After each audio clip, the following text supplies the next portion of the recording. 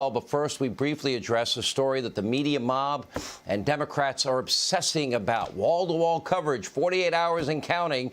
Yes, Congresswoman Liz Cheney was booted from her GOP leadership position after months of nonstop negative remarks about Trump and those who support him. Now the media mob and Democrats are treating Congresswoman Cheney like she's some modern-day martyr. She is not.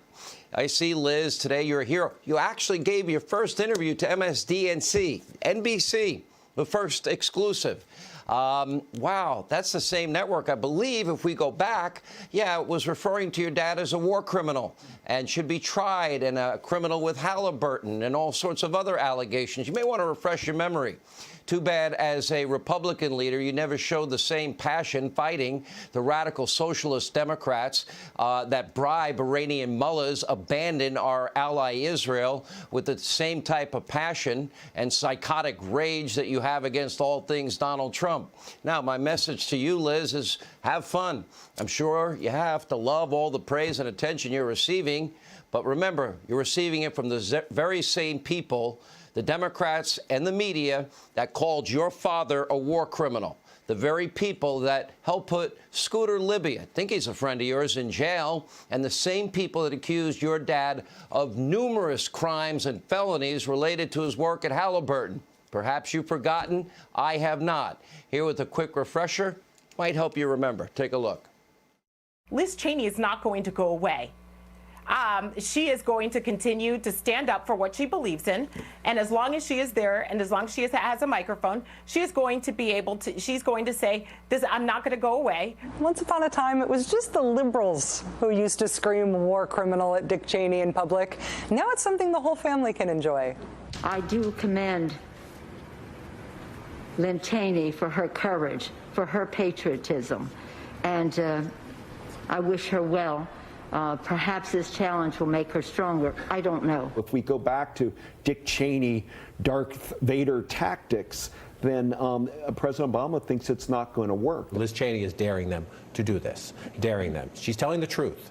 She's telling the truth, and she's saying, fine, kick me out. All right, Liz, enjoy the sanctimonious ranks of the never-Trumpers. I'm sure you'll love Joe's new Green Deal socialism and his weak appeasement foreign policy that will make the world and the United States less safe and less secure. Let's see how long it takes before they start trashing you and your father again. And by the way, for the record, you were not canceled. You were removed from leadership because you put your selfish agenda ahead of the party's agenda, and the caucus fired you from your leadership position for your failure to lead the agenda. You will likely be canceled, but it will be the people of Wyoming that cancel you, but that's not till Election Day.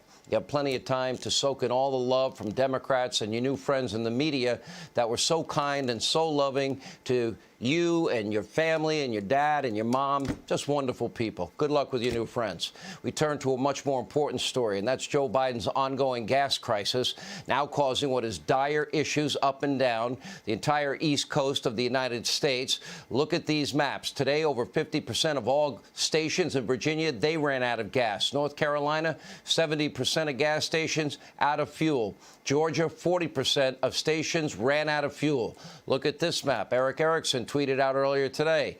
This is Atlanta. Those red dots there, yeah, they show how many stations don't have any gasoline. Multiple states, Florida, Tennessee, Alabama, D.C., and about a half a dozen others also experiencing serious shortages tonight. Meanwhile, extremely long lines forming at the stations that still had fuel. Joe Biden didn't want to talk about it. He was too worried and concerned he'd get in trouble if he answered too many questions. And his staff threatened, I guess, not to give him his hot cocoa before his afternoon nappy. Take a look. Thank you. What's your take on the end of your meeting, sir? Were you optimistic coming out of it today? Which one of the 12 I've had? Pelosi, Schumer, and the crew. Infrastructure, sir, and in particular... You guys are bad. I'm not supposed to be answering all these questions. I'm supposed to leave, but I can't resist your questions. Joe, who are you going to get in trouble with? Joey, I know you forget. Try and remember. If you work really hard, you can remember you're the president. If you practice every day, over time, you should be able to recall that at a moment's notice. Let's make that a big goal for the future. Now, finally, when Joey addressed the crisis, his remarks were Actually, pretty bizarre. Take a look. President, what do you say to Americans who are worried about the supply of gas and rising prices right now? I think what this shows is that I think we have to make a greater investment in education as it relates to being able to train and graduate more people proficient in cybersecurity. Look, what's the one thing people are concerned about with the gas? Gasoline prices going up. Exactly right. And it matters if you make $40,000 a year. It matters if you're a two-family person that making $80,000, $90,000, two wage earners. It matters. Oh, excuse me. Anyway, apparently the pipeline is coming back online. Great. But remember, this happened, Joey, because Russia, linked hackers did it to this country, Joe. What are you going to do about it? The people in Putin's Russia. What are you going to do about Vladimir, your buddy, your friend? Did you call him? If you didn't, maybe you can enlist Hunter to call him. He's friends with Russian oligarchs. He's even convinced Russian oligarchs to send him millions of dollars with no experience. Maybe he can do this job. And Russians, by the way, Joe, they're shutting down our country.